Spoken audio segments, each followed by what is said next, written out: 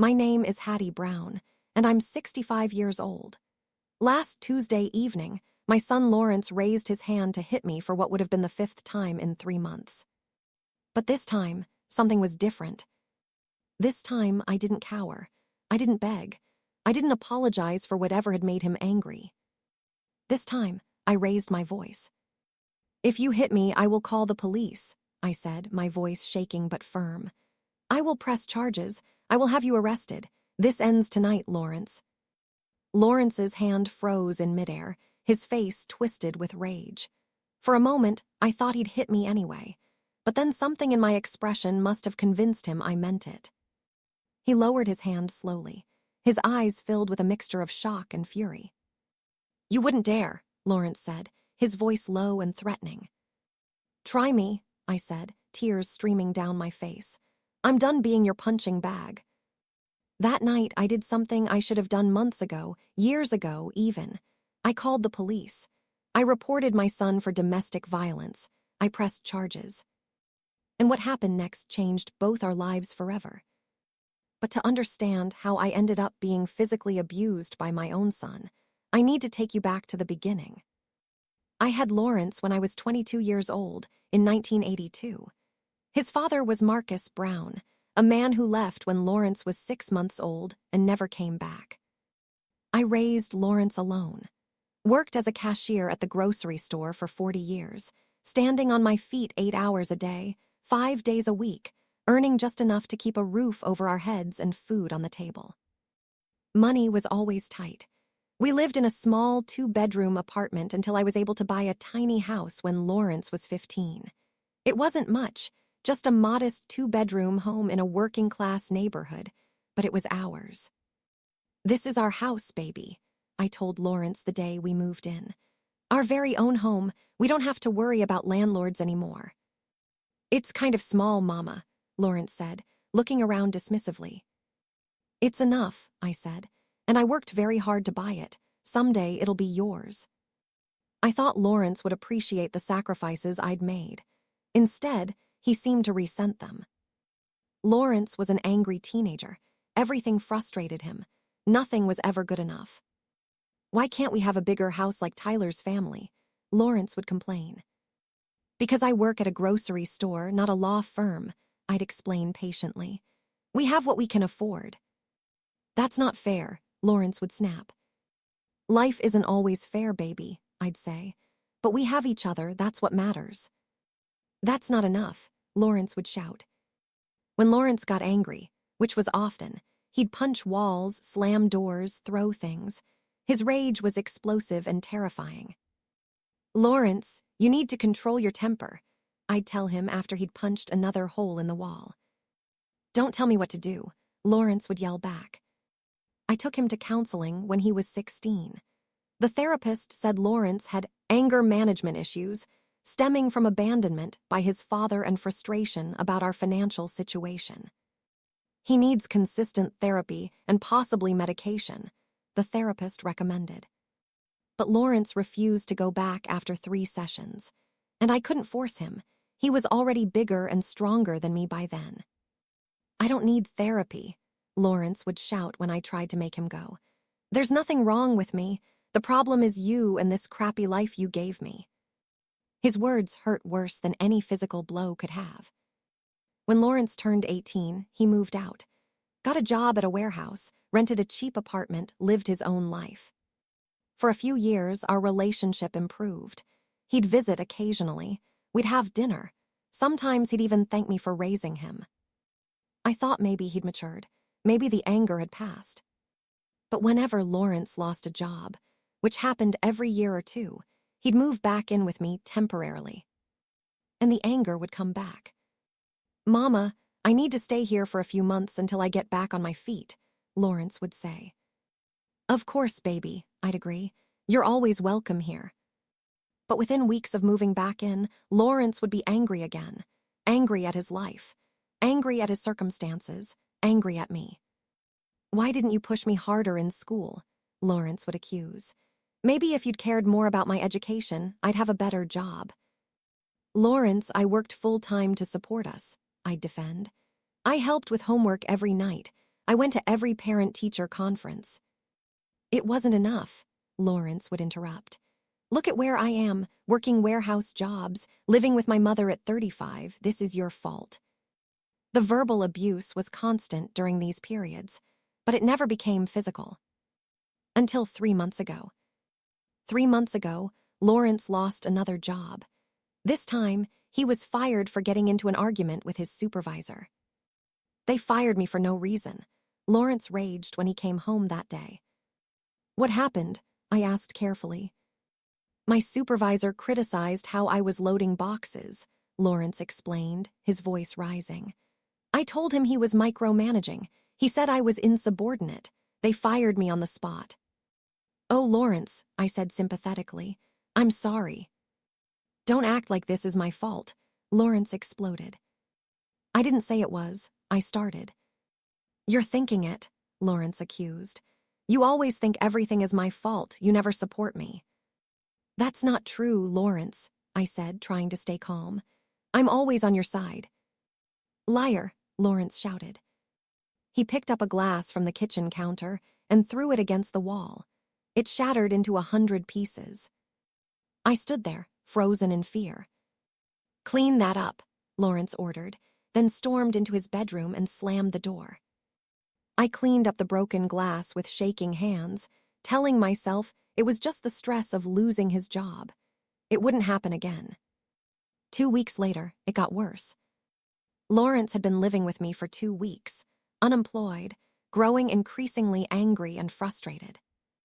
One evening, I made dinner, baked chicken, rice, and green beans, Lawrence's favorite meal. When I served it, Lawrence looked at the plate and his face darkened. This chicken is dry, Lawrence said. I'm sorry, I apologized. I can make you something else. Why can't you ever cook anything right? Lawrence demanded, his voice rising. Lawrence, I do my best, I started. Your best is garbage, Lawrence shouted. He picked up his plate and threw it across the kitchen. It smashed against the wall, food splattering everywhere. Lawrence, I gasped.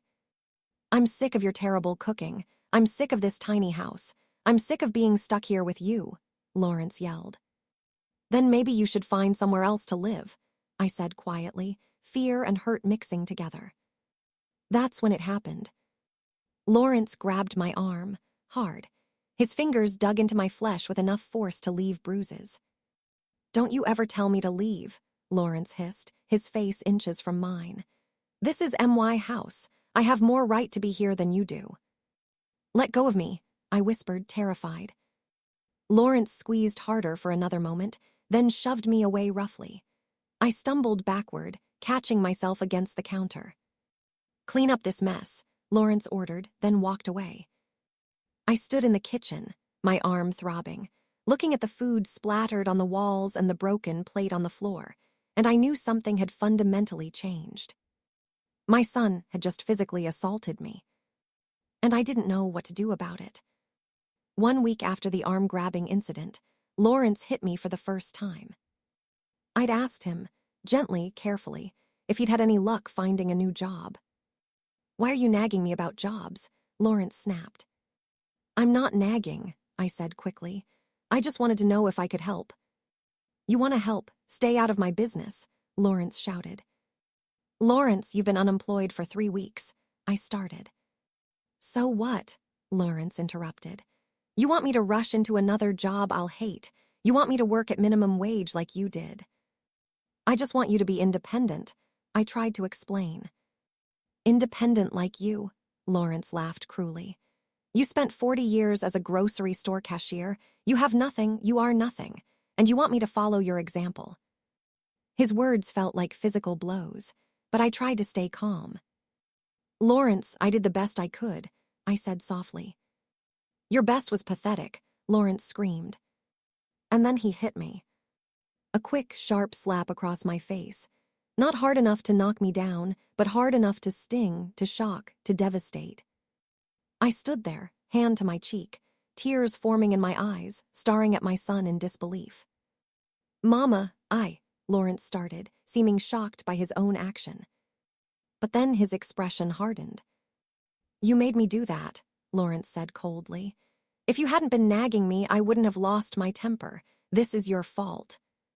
He walked away, leaving me standing in the living room, crying, my cheek burning from where my son, my baby boy who I'd raised alone, sacrificed everything for, had just slapped me. After that second incident, I didn't tell anyone what was happening. I didn't call my sister Geneva. I didn't tell my neighbor Letty. I didn't report it to police. I told myself it was a one-time thing. Lawrence was stressed about being unemployed. Once he got a job, things would go back to normal. But deep down, I knew I was making excuses.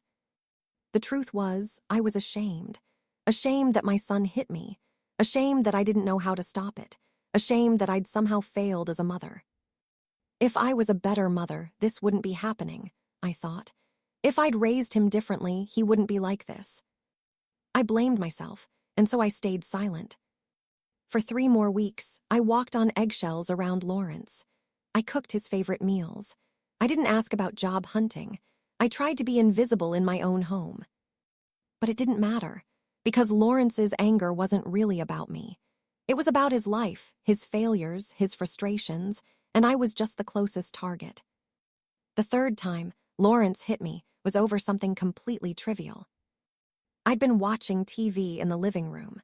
Lawrence came in and told me to change the channel because he wanted to watch something else. "I'm watching this show," I said gently. "Can you wait until it's over? It ends in 20 minutes. "I want to watch my show now," Lawrence demanded. "Lawrence, I was here first," I started. "I don't care," Lawrence roared. He grabbed the remote from my hand and threw it at me. It hit my shoulder, not hard enough to cause serious injury, but hard enough to hurt. "Lawrence," I exclaimed. "Get out," Lawrence ordered. "Go to your room. This is my living room now." "This is my house," I protested, anger finally breaking through my fear. That's when Lawrence hit me the second time, harder than the first. A closed fist to my upper arm that would leave a massive bruise. I cried out in pain. "I said get out," Lawrence shouted. I stumbled to my bedroom, sobbing, my arm throbbing. I locked the door and sat on my bed, crying, wondering how my life had come to this. My son, my baby, was abusing me in my own home, and I was letting it happen. That night, sitting in my bedroom with a bruised arm, I had a realization. This wasn't going to stop. Lawrence wasn't going to suddenly become nonviolent. He wasn't going to apologize and change. In fact, it was getting worse, escalating, first grabbing, then slapping, now punching. What would be next? I thought about calling the police, but what would I say? My son hit me. Would they even believe me? Would they care? I thought about kicking Lawrence out, but I was afraid of how he'd react, afraid he'd hurt me worse if I tried to make him leave. So I did nothing. For another week, I lived in fear in my own home. Until the fourth time. 1 week after the third incident, Lawrence and I got into an argument about money. "Mama, I need $500, Lawrence announced one morning. "What for?" I asked. "That's my business," Lawrence said. "Lawrence, I don't have $500 to just give you," I explained. "My Social Security barely covers my bills." "Then get it from somewhere," Lawrence demanded. "Where would I get it?" I asked, bewildered. "I don't know, borrow it, use a credit card, figure it out," Lawrence said, his voice rising. "I can't just," I started. "You're useless," Lawrence exploded. "What kind of mother can't help her son when he needs money?" "Lawrence, I've been helping you your whole life," I said, frustration breaking through. "I raised you alone. I worked for 40 years to support us. I bought this house. I let you live here rent-free whenever you need to. I've given you everything I have." "You've given me nothing," Lawrence shouted. "Nothing but poverty and struggle and this tiny house and your constant judgment." "I've never judged you," I protested. "You judge me every day just by existing," Lawrence screamed, looking at me with those disappointed eyes, making me feel like a failure. "Lawrence, I've never," I tried to say. He hit me, hard, across the face, so hard I fell backward onto the couch. I lay there, stunned, my face burning, tasting blood in my mouth. Lawrence stood over me, breathing heavily, his fist still clenched. "Get me the money," Lawrence said coldly, "or next time it'll be worse." He walked away, leaving me lying on the couch, crying, bleeding, terrified. That's when I knew. If I didn't do something, Lawrence was going to seriously hurt me, maybe even kill me. I had to act, but I was still too afraid. Until the fifth time. Last Tuesday evening, Lawrence came home from wherever he'd been all day. He still hadn't found a job, and was immediately in a rage about something. "What's wrong?" I asked carefully. "Everything is wrong," Lawrence shouted. "My life is wrong. This house is wrong. You are wrong." "Lawrence, please calm down," I said nervously. "Don't tell me to calm down," Lawrence yelled, advancing toward me. I backed up until I hit the wall. "Lawrence, you're scaring me," I whispered. "Good," Lawrence roared. "Maybe you should be scared. Maybe then you'd understand how I feel every day, scared that I'll be stuck in this pathetic life forever." "I'm sorry you feel that way," I said, tears forming. "But Lawrence, hitting me won't make your life better." "It makes me feel better," Lawrence said, raising his fist. And that's when something inside me snapped. Looking at my son's raised fist, seeing the rage in his eyes, feeling the fear that had consumed me for 3 months, something broke. Or maybe something healed. I found my voice. "If you hit me, I will call the police," I said, my voice shaking but firm. "I will press charges. I will have you arrested. This ends tonight, Lawrence." Lawrence's hand froze in midair, shock crossing his face. "You wouldn't dare," Lawrence said, but there was uncertainty in his voice now. "Try me," I said through my tears. "I'm done being your punching bag. I'm done living in fear in my own home. You hit me again and I'm calling 911, I mean it." We stood there for a long moment, staring at each other. Finally, Lawrence lowered his hand. "You're going to regret this," Lawrence threatened, then stormed into his bedroom and slammed the door. I stood there, shaking, crying, but also feeling something I hadn't felt in months: strength. That night, after Lawrence went to sleep, I did what I should have done 3 months ago. I called the police. Before I continue, kindly subscribe now. Hit that like button and turn on NOTIFICTONS. Drop a comment. Is Hattie doing the right thing? Should she press charges against her own son? Where are you watching from? United States, Canada, United Kingdom. That night, after Lawrence went to his bedroom and slammed the door, I sat on my couch for 2 hours, my whole body shaking. My face still hurt from where he'd almost hit me. My arm still had bruises from last week's punch. My cheek still remembered the slap from weeks ago. I was 65 years old, living in fear in the house I'd worked 40 years to buy, terrorized by the son I'd raised alone and sacrificed everything for. "No more," I whispered to myself. "This ends tonight." At 11 p.m., I picked up my phone and dialed 911. 911, what's your emergency?" The operator answered. I need to report domestic violence," I said, my voice shaking. "My son has been hitting me."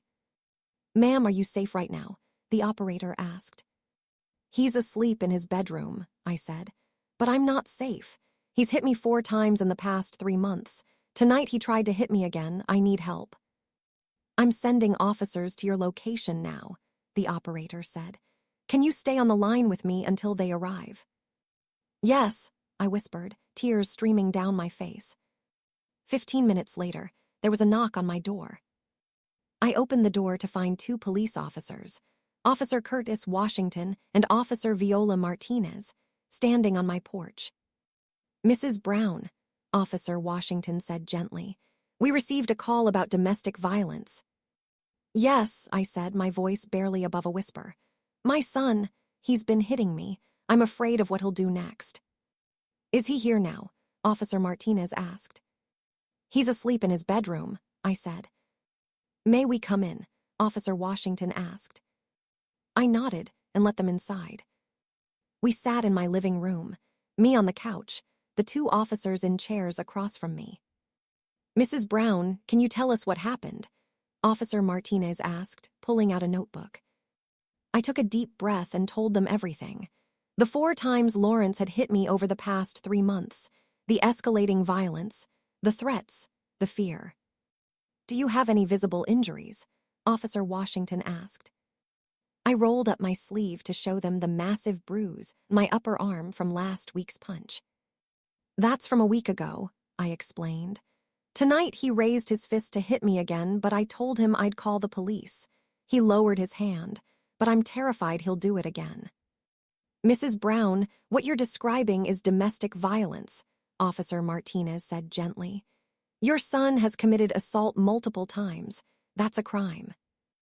I know, I said, crying now. But he's my son. I raised him alone. I love him. But I can't live like this anymore. You shouldn't have to, Officer Washington said firmly. Mrs. Brown, we need to talk to your son. Can you wake him up? Do you have to? I asked nervously. He'll be so angry. We need to hear his side of the story, Officer Martinez explained. And based on what you've told us, we may need to arrest him. My heart sank. Arrest? My son would be arrested because I called the police on him. It's the right thing to do, Officer Washington said, seeming to read my thoughts. You deserve to be safe in your own home. I walked down the hallway to Lawrence's bedroom and knocked softly on the door. Lawrence, I called, you need to wake up. What? Lawrence's voice came through the door, groggy and annoyed. The police are here, I said. They need to talk to you. There was a moment of silence. Then, what? Please come out, I said. I heard movement inside the room. A minute later, Lawrence opened the door, wearing sweatpants and a t-shirt, his eyes confused and angry. Why are the police here? Lawrence demanded. They need to talk to you, I repeated. Lawrence pushed past me and walked into the living room, where Officers Washington and Martinez stood waiting. Are you Lawrence Brown? Officer Washington asked. Yeah, Lawrence said. What's this about? Your mother has reported that you've assaulted her multiple times over the past 3 months, Officer Martinez said. We need to ask you some questions. Lawrence's face went from confused to furious in an instant. He turned to look at me. You called the cops on me, Lawrence said, his voice dangerous. Lawrence, I started. Mr. Brown, look at me, not your mother, Officer Washington interrupted. Did you hit your mother? No, Lawrence said immediately. He's lying, I said quietly. He hit me 4 times. The last time was a week ago. That's where this bruise came from. I showed the officers my arm again. That bruise could be from anything, Lawrence said quickly. She's old.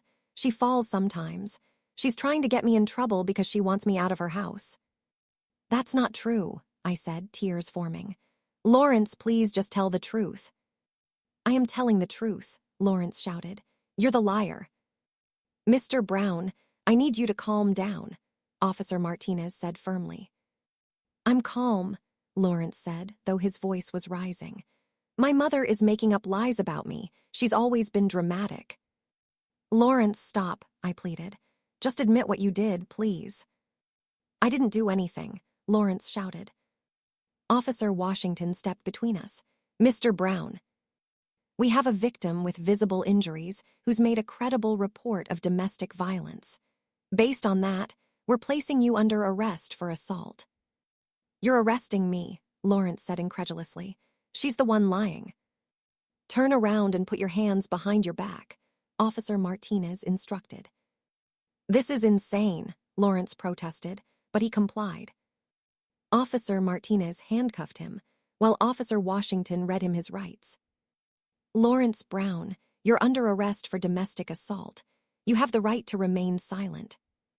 I stood there watching my son being handcuffed in my living room, and I felt a confusing mixture of relief, guilt, sadness, and fear. After the officers took Lawrence away, Officer Washington stayed behind to give me information. Mrs. Brown, your son will be taken to county jail and held until his arraignment, Officer Washington explained. That will probably be tomorrow morning. The judge will decide whether to release him on bail or keep him in custody. What should I do? I asked, overwhelmed. First, you should document your injuries, Officer Washington advised. Take photos of the bruise on your arm and any other injuries. Write down everything you remember about each incident, dates, times, what happened, what was said. Okay, I said. Second, you should apply for a protective order, Officer Washington continued. That's a court order that prohibits Lawrence from contacting you or coming near you. We can help you file for one tomorrow. If I get a protective order, Lawrence can't live here anymore, I asked. That's correct, Officer Washington confirmed. He'd be legally required to stay away from you and your property. But this is his home too, I said, guilt washing over me. Where will he go? Mrs. Brown, with respect, this is your home, Officer Washington said gently. You own it. Lawrence is an adult who's been living here as your guest, and he's been abusing you. You have every right to exclude him from your property. I know, I said, but he's my son. I can't just make him homeless. He made himself homeless when he chose to assault you, Officer Washington interrupted. Mrs. Brown, you need to prioritize your safety. Your son is 43 years old. He's responsible for his own housing situation. I knew Officer Washington was right, but it didn't make me feel any less guilty. After Officer Washington left, I sat in my house alone for the first time in 3 months. Lawrence was in jail. My house was quiet. There was no one to walk on eggshells around, no one to be afraid of, no one to make me feel like a prisoner in my own home. I should have felt relieved, and part of me did. But another part of me felt overwhelming guilt. I just had my son arrested, I thought. I just sent my baby to jail. I called my sister Geneva. Hattie, it's midnight, what's wrong? Geneva answered, her voice concerned. I called the police on Lawrence, I said, breaking down crying. They arrested him, he's in jail. Why? Geneva asked, shocked. Through tears, I told her everything. 3 months of abuse, 4 assaults, the escalating violence, the fear, finally finding my voice tonight and calling 911.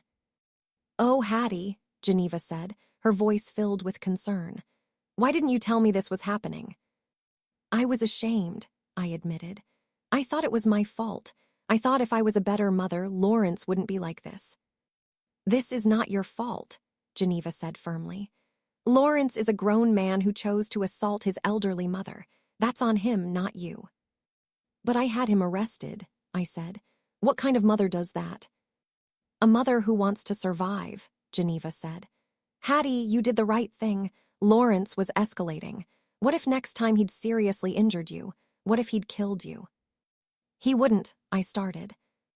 Wouldn't he? Geneva interrupted. Hattie, he hit you hard enough to leave massive bruises. He hit you so hard you fell down. He was getting more violent each time. Where was it going to end? I had no answer. You saved your own life tonight, Geneva said. Don't feel guilty about that. The next morning, I went to the courthouse for Lawrence's arraignment. I sat in the back of the courtroom, feeling sick with nerves, watching my son, wearing an orange jumpsuit and handcuffs, stand before Judge Thaddeus Richardson. Mr. Brown, you're charged with assault in the 4th degree, Judge Richardson read from the file. How do you plead? Not guilty, Your Honor, Lawrence said through his public defender, Attorney Opal Brooks. Your Honor, my client denies the allegations, Attorney Brooks said. He claims his mother is making false accusations because she wants him out of her house. Your Honor, the victim has visible injuries consistent with her report, the prosecutor, D.A. Minnie Foster, countered. We have photos of significant bruising on her arm, and the victim reported multiple incidents over 3 months, showing a pattern of escalating violence. Judge Richardson reviewed the file. I'm setting bail at $10,000. Additionally, I'm issuing a temporary no-contact order. Mr. Brown, you are prohibited from contacting the victim or going within 500 feet of her residence.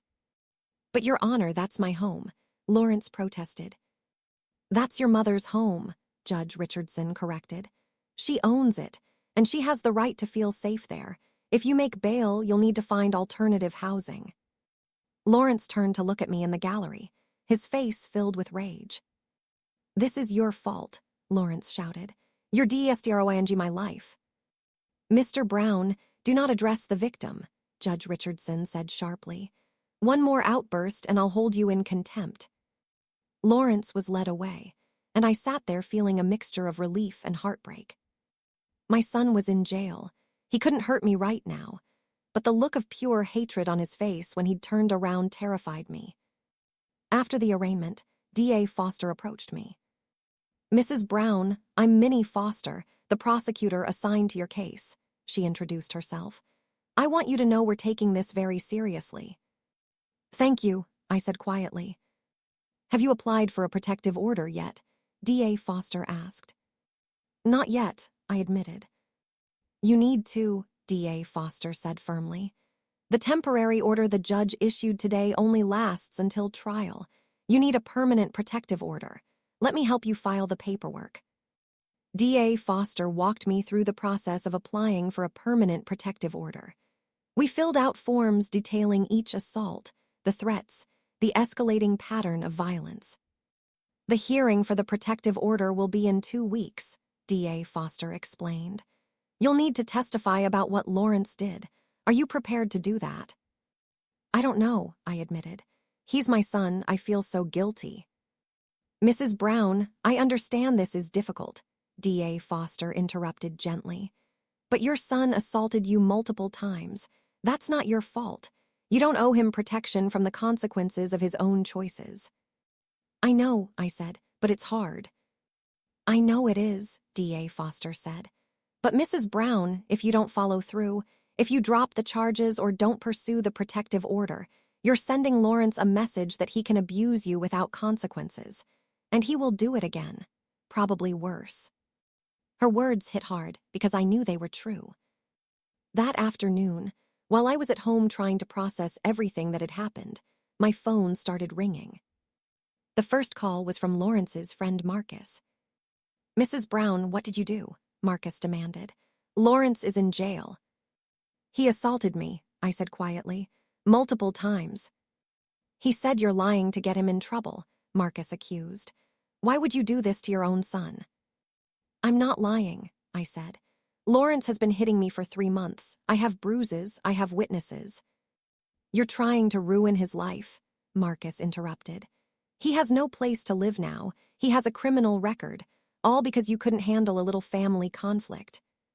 "A little conflict," I repeated, anger rising. "He punched me so hard I have bruises covering my entire arm. He hit me in the face. That's not conflict, that's assault." "You're his mother," Marcus said. "You're supposed to protect him, not destroy him." "I'm protecting myself," I said. "Something I should have done 3 months ago." I hung up. The calls kept coming. Lawrence's other friends, even some distant family members who'd heard about the arrest. Everyone had the same message. I was wrong to call the police on my son. I should drop the charges. Family doesn't put family in jail. But not one person asked if I was okay. Not one person cared that I'd been assaulted repeatedly. Not one person acknowledged that Lawrence had done anything wrong. They just wanted me to protect Lawrence from consequences. That evening, Geneva came to stay with me. "You shouldn't be alone right now," Geneva said when she arrived. "I'm staying here until you feel safe." "Thank you," I said, tears of gratitude forming. We sat in my living room, the same room where Lawrence had hit me, threatened me, terrorized me. "How are you feeling?" Geneva asked. "Guilty," I admitted. Relieved, scared, confused, all at the same time.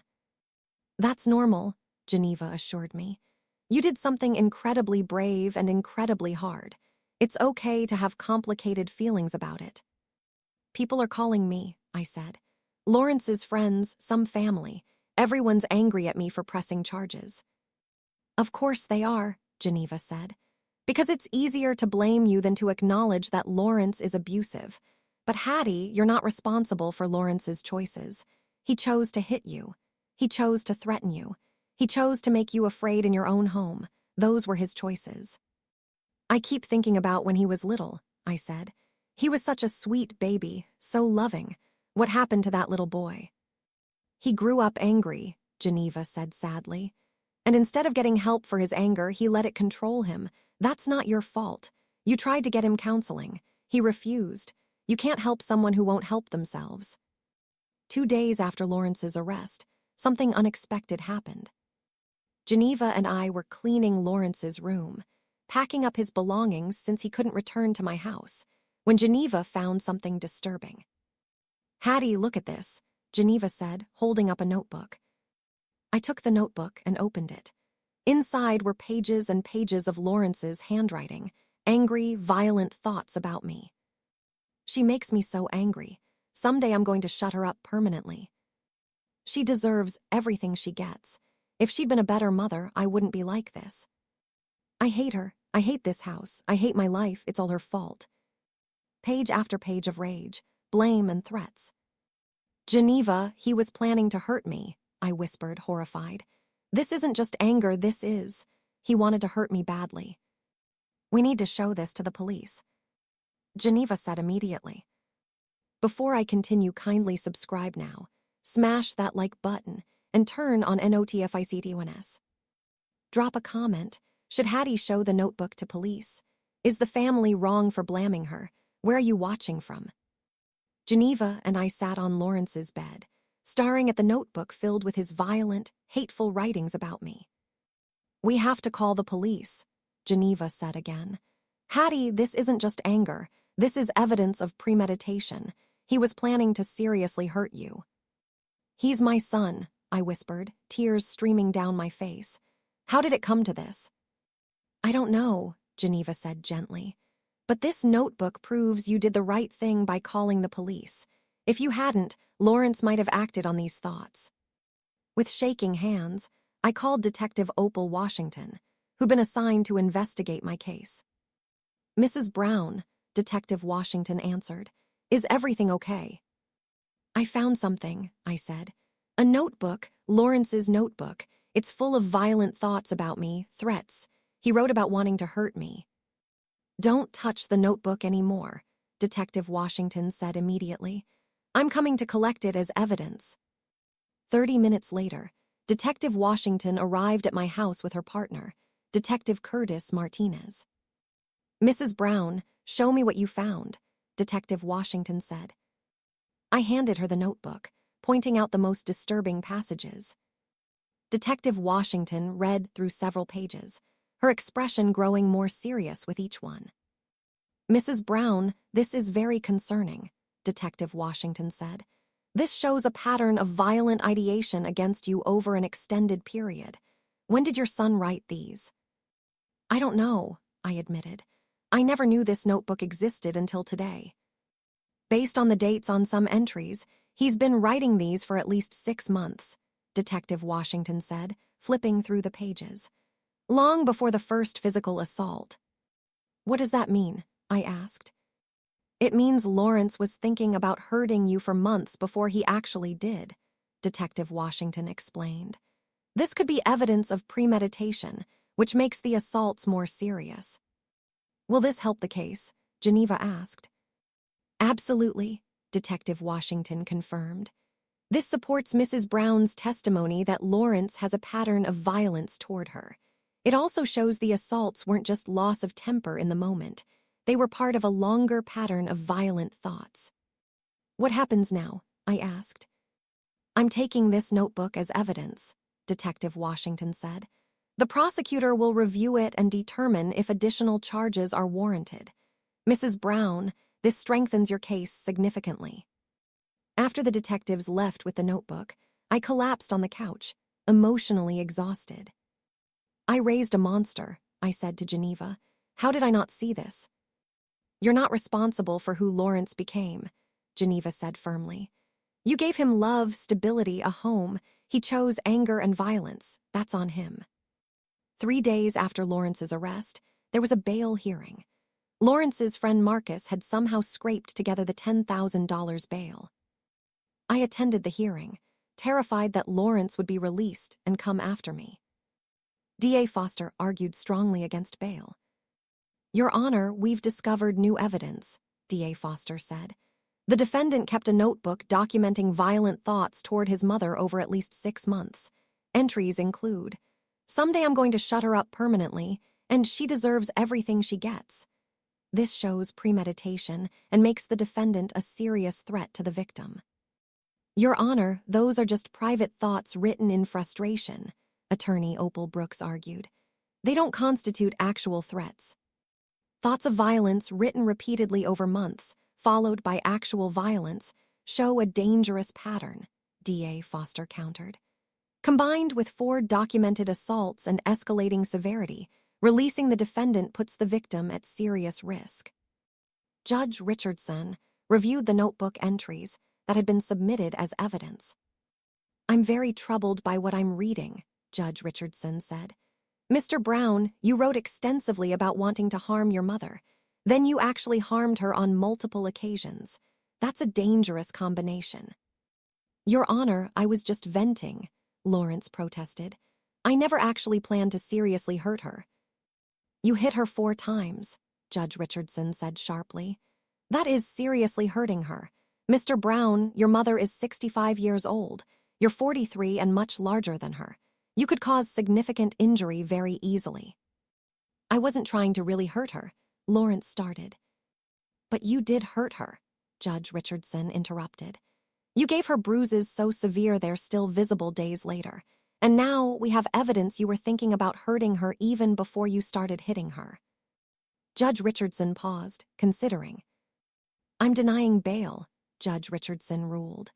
Mr. Brown, you'll remain in custody until trial. The risk to the victim is too high. Your Honor, that's not fair, Lawrence shouted.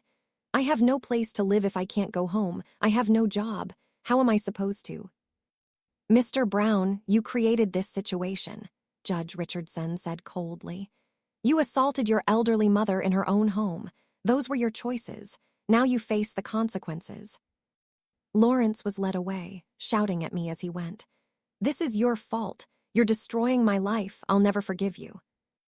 I sat in the courtroom crying, feeling both relief that he'd remain in jail and devastating guilt that my son hated me so much. 2 weeks after Lawrence's arrest, I had my hearing for a permanent protective order. I had to testify in detail about each assault, when it happened, what Lawrence said, what he did, how it made me feel. Mrs. Brown, please describe the first assault, DA Foster prompted. It was about 3 months ago, I began, my voice shaking. Lawrence was angry about dinner. He grabbed my arm very hard and told me never to tell him to leave. He left bruises. How did you feel? DA Foster asked. Terrified, I admitted. My son had never physically hurt me before. I didn't know what to do. Why didn't you report it? DA Foster asked. I was ashamed, I said, tears forming. I thought it was my fault. I thought if I was a better mother, Lawrence wouldn't be so angry. Is it your fault your son assaulted you? DA Foster asked. No, I said quietly. I know that now, but at the time I blamed myself. I described each subsequent assault, the slap, the thrown remote and punch, the hit that left me bleeding. With each description, I watched the judge's expression grow more serious. Lawrence's attorney, Opal Brooks, tried to challenge my testimony during cross-examination. Mrs. Brown, isn't it true you wanted your son to move out? Attorney Brooks asked. I wanted my son to have his own life, I clarified, but I never refused him shelter when he needed it. And isn't it true you threatened to kick him out unless he paid rent? Attorney Brooks pressed. No, I said firmly. That's not true. Lawrence lived with me rent-free every time he moved back in. I never charged him rent. But you resented having him there, Attorney Brooks suggested. I resented being afraid in my own home, I corrected. I resented being hit. I resented walking on eggshells. But I never resented Lawrence being there until he started hurting me. Mrs. Brown, you're 65 years old, Attorney Brooks said. Isn't it possible you misinterpreted some of Lawrence's actions? Maybe he accidentally bumped into you and you thought it was deliberate. You don't accidentally slap someone across the face, I said, anger rising. You don't accidentally punch someone in the arm hard enough to leave bruises the size of dinner plates. Lawrence hit me deliberately, repeatedly, and increasingly violently. There's no misinterpretation. After hearing all the evidence, my testimony, photos of injuries, the notebook, police reports, Judge Viola Foster made her ruling. "I've heard enough," Judge Foster said. "Mrs. Brown's testimony is credible and consistent. The physical evidence supports her account, and the notebook entries show Lawrence had violent thoughts toward his mother for months before acting on them. Therefore, I'm granting a permanent protective order," Judge Foster continued. "Lawrence Brown is prohibited from contacting Hattie Brown directly or indirectly. He may not come within 1,000 feet of her or her residence. This order is permanent and can only be modified by court order. Additionally, I'm referring this case to Adult Protective Services," Judge Foster added. "Elder abuse is a serious crime, and APS needs to be involved to ensure Mrs. Brown's ongoing safety." I felt overwhelming relief. Lawrence couldn't come near me. I was protected. But I also felt overwhelming sadness. My relationship with my son was over, legally over. After the protective order was granted, the family backlash became worse. Lawrence's friends continued calling, now joined by distant relatives who'd heard about the situation. "You had your own son put in jail," my cousin Theodore accused over the phone. "What kind of mother does that?" "A mother who was being assaulted," I said tiredly. I'd had this conversation dozens of times now. "Family protects family," Theodore said. "You should have handled this privately." "I tried handling it privately for 3 months," I said. "It didn't work. Lawrence kept hitting me. It kept getting worse." "So you called the police like a stranger, instead of working it out like family," Theodore said disapprovingly. "Theodore, would you tell your wife to work it out with someone who hit her 4 times and threatened worse?" I challenged. "Would you tell your daughter not to report domestic violence?" "That's different," Theodore said. "No, it's not," I said firmly. "Abuse is abuse, whether it comes from a husband, boyfriend, or son, and it should be reported." Theodore hung up on me. More calls came, more accusations, more people telling me I'd betrayed my son, destroyed his life, failed as a mother. "Stop answering the phone," Geneva advised. "These people don't care about your safety. They just care about maintaining their fantasy that family members can't be abusers." 3 weeks after Lawrence's arrest, Detective Washington called me with shocking information. "Mrs. Brown, we've been investigating your son's background," Detective Washington said, "and we've discovered something disturbing. Lawrence has done this before." "Done what before?" I asked, confused. "Assaulted women he was in relationships with," Detective Washington explained. "We've found 2 ex-girlfriends who filed police reports against Lawrence for domestic violence." "What?" I gasped. "When?" "The first was 8 years ago," Detective Washington said. "A woman named Letty Price. She and Lawrence dated for 6 months. According to her police report, Lawrence hit her during arguments on 3 separate occasions. She got a protective order and ended the relationship." "I never knew," I whispered. "Lawrence never told me." "The second was 5 years ago," Detective Washington continued. "A woman named Geneva Turner. Similar pattern, Lawrence hit her multiple times during their year-long relationship. She also got a protective order." "Lawrence has been doing this for years," I said, horrified. "Yes," Detective Washington confirmed. "And Mrs. Brown, both women described the same pattern you experienced. Escalating violence, blaming them for his anger, threatening worse if they reported him." "Does this help the case?" I asked. "Absolutely," Detective Washington said. "It establishes a pattern of behavior. Lawrence isn't someone who lost his temper once with his mother. He's someone who has a history of assaulting women and blaming them for his violence." "Can we contact these women?" I asked. "We already have," Detective Washington said. "Both have agreed to testify at Lawrence's trial if needed. They want to help make sure he faces consequences this time." 1 week later, Detective Washington arranged a meeting between me, Letty Price, and Geneva Turner. We met at the police station in a private conference room. Letty was 45 years old, a schoolteacher like I'd been. Geneva was 38, a nurse. Mrs. Brown, I'm so sorry for what Lawrence did to you, Letty said when we met. When Detective Washington told me he'd assaulted his own mother, I wasn't surprised. Lawrence has serious problems with women. What happened with you? I asked. We dated for 6 months, Letty explained.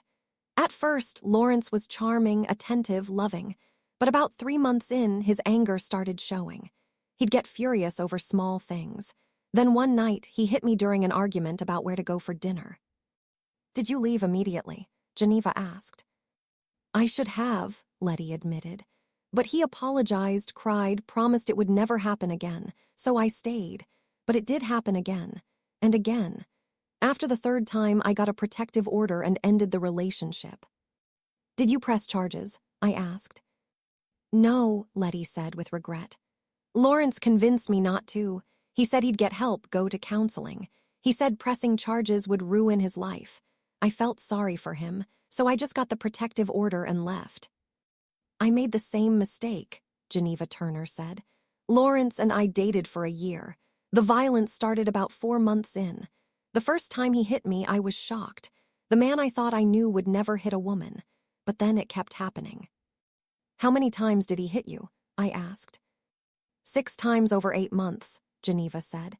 Each time he'd apologize and blame me. If you didn't nag me. If you understood my stress. If you didn't push my buttons. He made me feel like I was causing his violence. That's exactly what he did to me, I said. Every time Lawrence hit me, he'd say it was my fault. That's what abusers do, Detective Washington interjected. They blame their victims to avoid taking responsibility for their choices. I'm pressing charges, I told Letty and Geneva. I know it's hard. I know people are telling me not to, but I have to, for myself. And maybe for the next woman Lawrence would have hurt if he's not stopped. You're doing the right thing, Letty said. I should have pressed charges 8 years ago. Maybe then Geneva wouldn't have been hurt, and maybe you wouldn't have been hurt either. We can't change the past, Geneva said, but we can make sure Lawrence faces consequences now. I'm willing to testify about what he did to me. Letty is too. We're with you, Mrs. Brown. For the first time since this nightmare began, I didn't feel alone. 1 month after Lawrence's arrest, his trial date was set for 6 weeks later. D.A. Foster called to prepare me for what to expect. Mrs. Brown, this will be difficult, D.A. Foster warned. You'll have to testify in detail about each assault. Lawrence's attorney will try to discredit you. Your son will be in the courtroom. Are you prepared for that? I have to be, I said. If I don't testify, Lawrence might be released, and I can't risk him coming after me again. We have a strong case, D.A. Foster assured me. We have your testimony, photos of injuries, medical records, the notebook, testimony from the other victims establishing a pattern. And Mrs. Brown, we're charging Lawrence with 4 counts of assault, plus intimidation and menacing based on the notebook entries. What kind of sentence could he get? I asked. If convicted on all counts, anywhere from 3 to 10 years in prison, D.A. Foster explained. Plus mandatory anger management counseling and a permanent protective order. 10 years. My son could spend the next 10 years in prison. Part of me felt guilty, but another part felt relieved. 10 years of safety, 10 years without fear. I know this is hard, D.A. Foster said gently. But Mrs. Brown, you're helping ensure Lawrence can't hurt anyone else. That's important. As the trial date approached, I started receiving letters from Lawrence. The jails screened all his mail, but they couldn't prevent him from writing to people other than me. The protective order prohibited direct contact with me. Lawrence wrote to Geneva, my sister, asking her to convince me to drop the charges. Geneva showed me the letter. Aunt Geneva, please talk to Mama. She's destroying my life over a misunderstanding. I never meant to hurt her. I just lost my temper a few times. She's making me out to be some kind of monster, but I'm not. I'm her son. She should protect me, not prosecute me. Please make her understand that family doesn't put family in jail. If she drops the charges, I promise I'll get help. I'll go to counseling. I'll be better. But I can't do any of that from prison. Please help me. What should I do? Geneva asked after showing me the letter. Nothing, I said firmly. Lawrence had months to get help. He refused. He chose violence over counseling. I'm not dropping charges. Good, Geneva said. Because that letter is pure manipulation. He's not sorry he hit you. He's sorry he got caught. Before I continue, kindly subscribe now. Smash that like button and turn on NOTFICTONS. Drop a comment.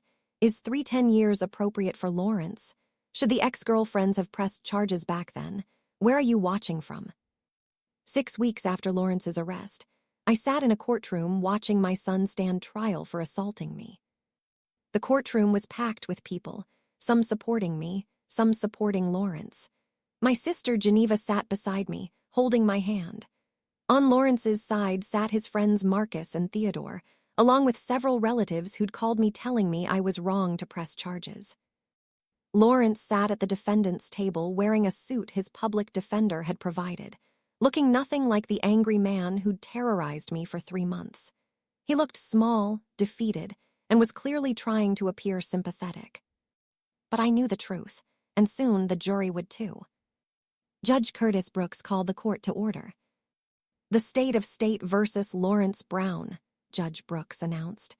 The defendant is charged with 4 counts of assault in the 4th degree, 1 count of intimidation, and 1 count of menacing. How does the defendant plead? Not guilty, Your Honor, Lawrence said through his attorney, Opal Brooks. DA Minnie Foster stood to give her opening statement.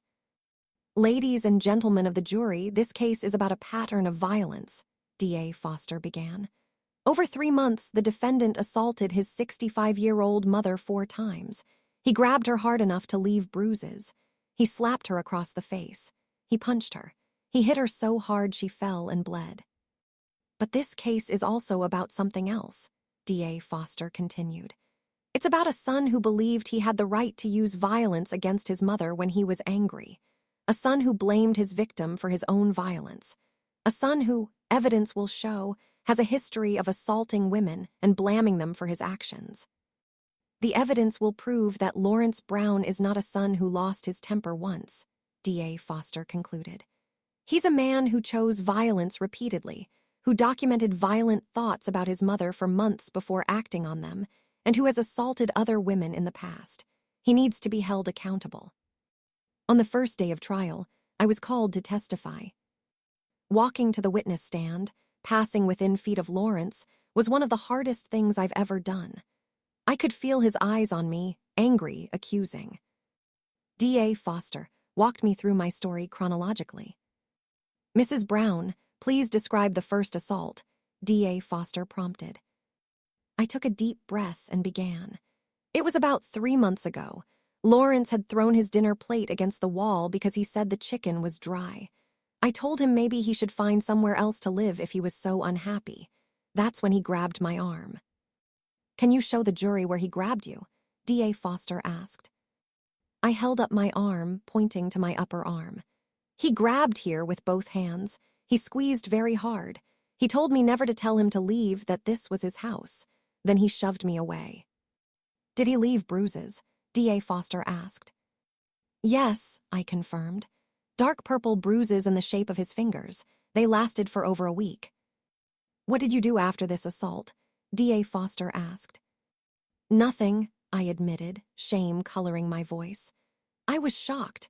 My son had never hurt me before. I didn't know what to do. I blamed myself. I thought if I'd cooked better, he wouldn't have gotten angry. Is it your fault your son assaulted you? DA Foster asked. No, I said firmly. I know that now. But at the time, I believed it was. I described each subsequent assault in detail. The slap that left my cheek red and stinging, the thrown remote and punch that left massive bruises, the final hit that knocked me down and left me bleeding.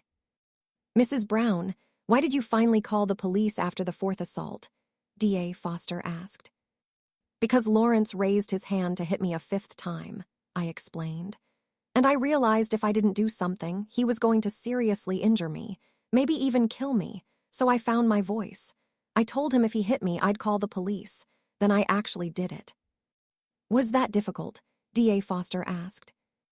It was the hardest thing I've ever done, I said, tears forming. Lawrence is my son. I love him. but I couldn't let him keep hurting me. Lawrence's attorney, Opal Brooks, tried to discredit my testimony during cross-examination. Mrs. Brown, you testified that you blamed yourself for your son's anger, Attorney Brooks began. Why did you blame yourself? Because Lawrence told me his anger was my fault, I explained. He said if I was a better mother, a better cook, less nagging, he wouldn't get angry. So Lawrence verbally expressed frustration with you, Attorney Brooks suggested. Isn't it possible you misinterpreted his frustration as threats? He didn't just express frustration, I corrected.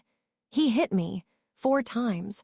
There's no misinterpretation of being slapped across the face or punched in the arm. Mrs. Brown, you're 65 years old, Attorney Brooks said. Isn't it possible you bruise easily, that what you perceived as assaults were actually accidental bumps? You don't accidentally slap someone across the face, I said, anger rising.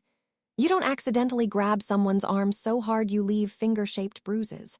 Lawrence hit me deliberately, repeatedly, and with increasing violence.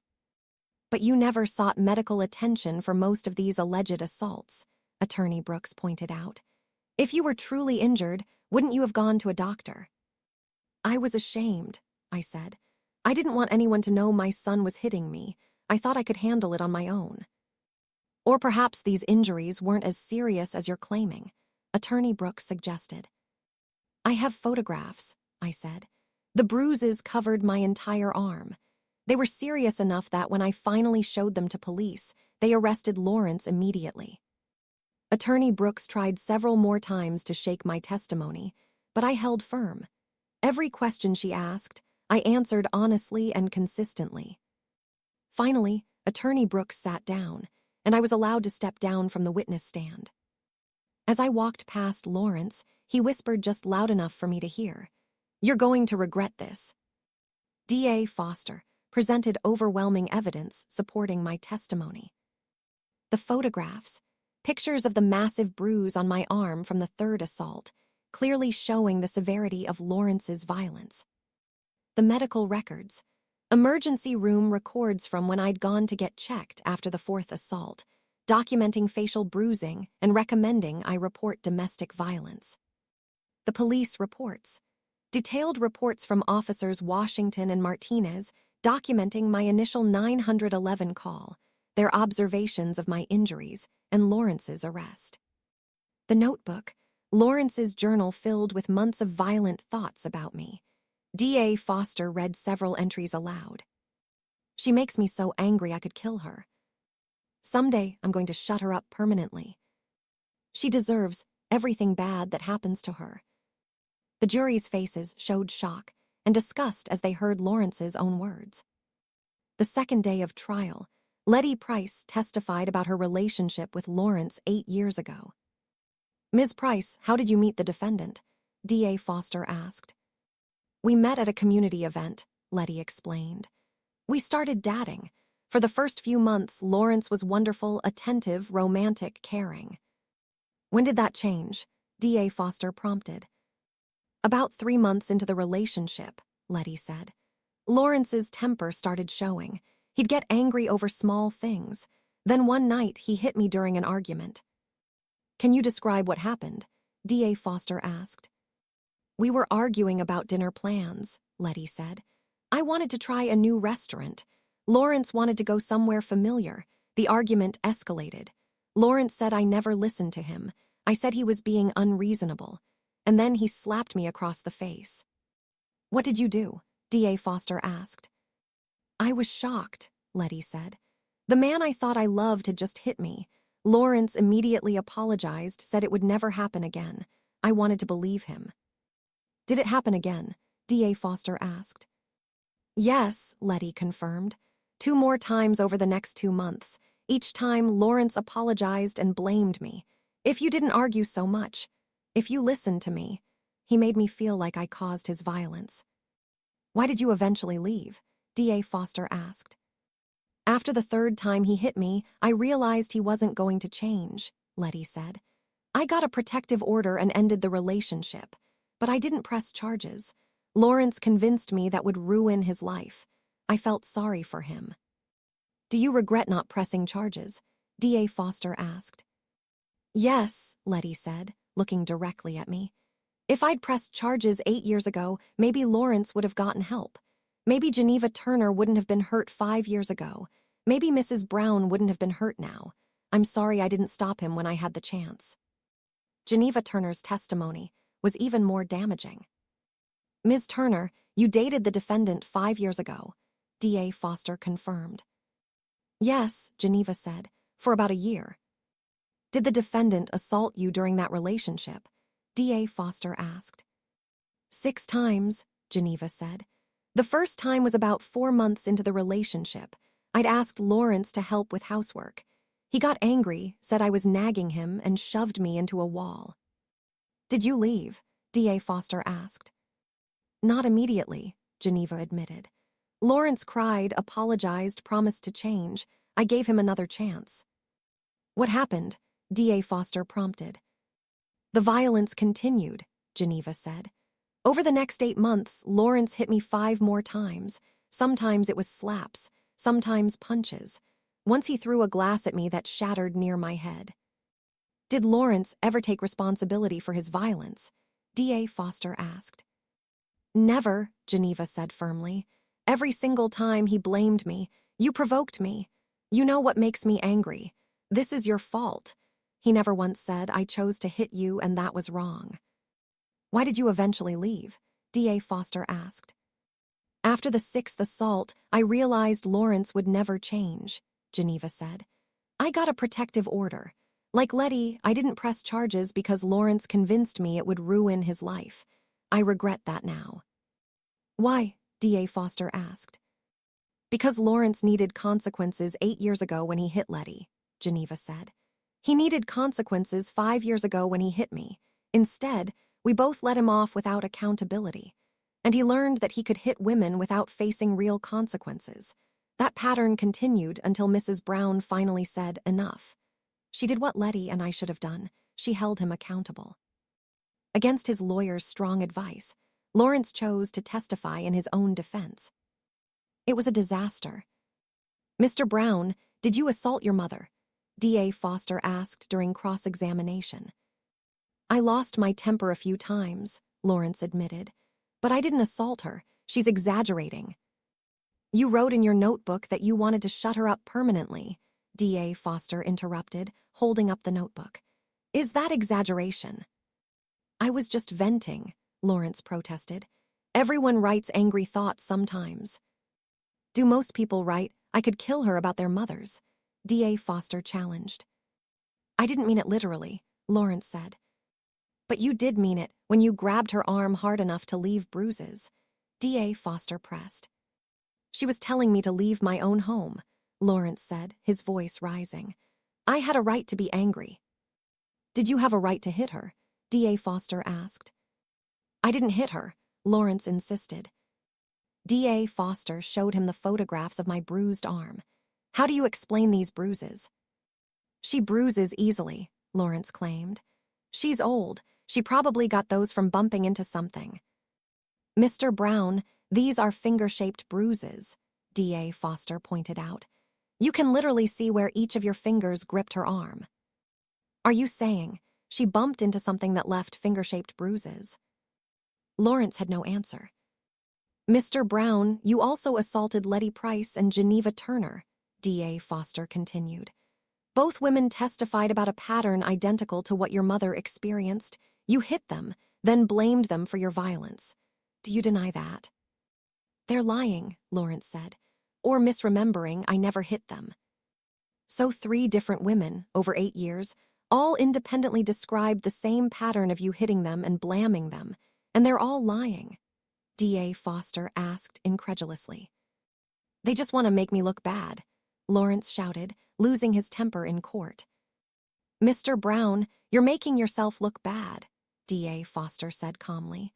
You've demonstrated in this courtroom the exact anger these women described. You're blaming your victims instead of taking responsibility. You're claiming 3 women are lying rather than admitting you made choices to assault them. I'm not a bad person, Lawrence yelled. Then why did you write, I could kill her about your mother? D.A. Foster challenged. Because she made me so angry, Lawrence exploded.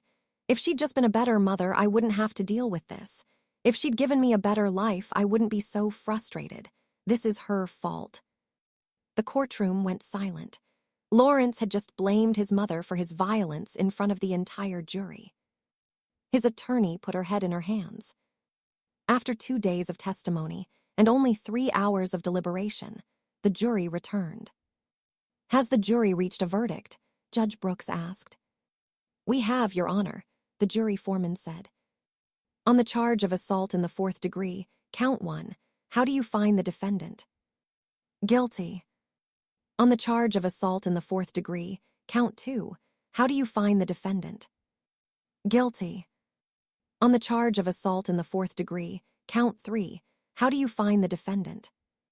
"Guilty." "On the charge of assault in the 4th degree, count 4, how do you find the defendant?" "Guilty." "On the charge of intimidation, how do you find the defendant?" "Guilty." "On the charge of menacing, how do you find the defendant?" "Guilty." "Guilty on all charges." Lawrence collapsed in his chair, sobbing. His friends in the gallery looked shocked. I sat there feeling relief, vindication, and overwhelming sadness all at once. Judge Brooks scheduled sentencing for 2 weeks later. 2 weeks later, I returned to court for Lawrence's sentencing. Before the judge announced the sentence, I was allowed to make a victim impact statement. I stood at the podium, looked at my son, and said everything I needed to say. "Lawrence, you're my son and I love you. I always have. I raised you alone, worked 2 jobs to support us, gave you everything I could," I began. "But love doesn't mean accepting abuse. Love doesn't mean letting you hurt me without consequences. For 3 months, you terrorized me in my own home," I continued. "You hit me 4 times. You threatened worse. You made me afraid to speak, afraid to cook, afraid to exist in my own house. You blamed me for your violence instead of taking responsibility for your choices." "But the worst part wasn't the physical pain," I said, tears streaming down my face. "The worst part was realizing the son I raised, the baby I loved, the child I sacrificed everything for, had become someone who could hurt me and feel justified doing it. I hope prison gives you time to understand what you did," I concluded. "I hope you get help for your anger. I hope you learn to take responsibility instead of blaming others. But whether you change or not, I want you to know, I did the right thing by pressing charges, and I'd do it again." Lawrence was crying. "Mama, I'm sorry," he said. "I'm so sorry." "I know," I said, "but sorry isn't enough. You need consequences, and I need safety." Judge Brooks then delivered his sentence. "Mr. Brown, I've presided over many cases in my career, but few as disturbing as this," Judge Brooks began. "You assaulted your 65-year-old mother, a woman who raised you alone, sacrificed for you, loved you unconditionally. You hit her 4 times with increasing violence. You documented thoughts of hurting her worse, and you blamed her for your own actions. Furthermore, evidence shows this is a pattern," Judge Brooks continued. "You've assaulted at least 3 women over 8 years. Each time you blamed your victims. Each time you showed no genuine remorse. You're not someone who made a mistake. You're someone who chooses violence and refuses accountability. For assault in the 4th degree, 4 counts, I sentence you to 18 months on each count to run consecutively," Judge Brooks announced. "That's 6 years. For intimidation, I sentence you to 2 years to run consecutively. For menacing, I sentence you to 1 year to run consecutively. Total sentence, 9 years in state prison," Judge Brooks concluded. "You'll be eligible for parole after serving 7 years if you complete anger management therapy and demonstrate genuine behavioral change. Additionally, the protective order is permanent," Judge Brooks added. "You're prohibited from contacting your mother for the rest of her life. If you're released from prison, you may not come within 1,000 feet of her." Lawrence was led away, still crying, to begin his 9-year sentence. 3 years after I raised my voice and called the police, I sit on my porch in the house I bought 40 years ago, finally feeling safe. Lawrence is in prison, serving his 9-year sentence. He writes me letters occasionally, which I'm allowed to read even though he's prohibited from direct contact. The letters say he's attending therapy, taking anger management classes, and working on understanding his violence. I don't respond to the letters. I'm not ready. Maybe I never will be. Letty Price and Geneva Turner and I have become friends, bonded by our shared experience of surviving Lawrence's violence. We meet monthly for coffee and support each other in our healing. "How are you doing?" Geneva asked during our last meeting. "Better," I said honestly. "I'm not afraid anymore. I sleep through the night. I don't jump at loud noises. I'm healing." "Do you think you'll ever forgive Lawrence?" Letty asked. "I don't know," I admitted. "Forgiveness is complicated. I've forgiven him for being an angry child who needed help I couldn't provide. But forgiving him for choosing to hurt me as an adult, that's harder." "You don't have to forgive him to heal," Geneva said. "Your healing isn't dependent on his transformation." She was right, and I had healed. Slowly, painfully, but genuinely. I'm 68 years old now. Lawrence is 46, serving year 3 of his 9-year sentence. My son raised his hand to hit me for the 5th time 3 years ago. And I finally raised my voice. Not in anger, not in violence, but in strength. I said, "If you hit me, I will call the police." And I meant it, and I did it. That one moment, that decision to finally speak up, to finally demand safety, to finally refuse to accept abuse, changed everything. Lawrence went to prison. I got a protective order. I reclaimed my home, my peace, my life. People still tell me I was wrong to betray my son by calling the police. They say family should protect family, that I should have handled it privately, that I destroyed Lawrence's life. But I didn't destroy Lawrence's life. Lawrence destroyed his own life by choosing violence over love, anger over kindness, blame over responsibility. And I saved my own life by finally raising my voice. For 43 years, I'd raised Lawrence with love, sacrifice, and dedication. For 3 months, Lawrence raised his hand against me in violence, anger, and cruelty. That night 3 years ago, I raised my voice in self-defense, truth, and strength. And my voice was louder than his fist. I learned something important through this nightmare. Loving someone doesn't mean accepting abuse. Being someone's mother doesn't mean being their victim. Family relationships don't excuse violence. Lawrence needed consequences more than he needed protection, and I needed safety more than I needed his approval. 3 years later, I have peace. I have security. I have a home where I'm not afraid. Lawrence has 9 years, 6 more to go, to figure out if he wants to change. But whether he changes or not, I've already changed. I found my voice, and I'm never losing it again. My son raised his hand to hit me. I raised my voice to stop him. And that made all the difference. 3 years later, Hattie has complete peace. Trial revealed everything. Hattie testified about 4 assaults over 3 months. Letty Price testified Lawrence hit her 3 times 8 years ago. Geneva Turner testified he hit her 6 times 5 years ago. Pattern of violence against women for 8 years. Lawrence's notebook read in court. I could kill her. She deserves everything bad. On the stand, Lawrence destroyed his case, lost his temper, blamed everyone. This is her fault. If she'd been better mother, I wouldn't be angry. Jury found him guilty on all charges after only 3 hours. Judge Brooks sentenced Lawrence to 9 years in prison, must serve at least 7 before parole. Permanent protective order, can never contact Hattie again. Hattie's victim statement. Love doesn't mean accepting abuse. You need CONSEQ and CES, I need safety. 3 years later at 68, Hattie is thriving, sleeping peacefully, not afraid, healing. Lawrence, 46, is in prison year 3 of 9, writing apology letters Hattie doesn't answer. Hattie became friends with Letty and Geneva. They meet monthly for support. She learned. Family relationships don't excuse violence. People still say she betrayed her son. She says Lawrence destroyed his own life by choosing violence. I saved mine by raising my voice. This story proves that you're never obligated to accept abuse from family. Elder abuse is criminal and must be reported. Domestic violence escalates without consequences. Finding your voice can save your life. Patterns of abuse span multiple victims. Accountability is more important than approval. Healing doesn't require forgiving your abuser. Your safety matters more than family loyalty.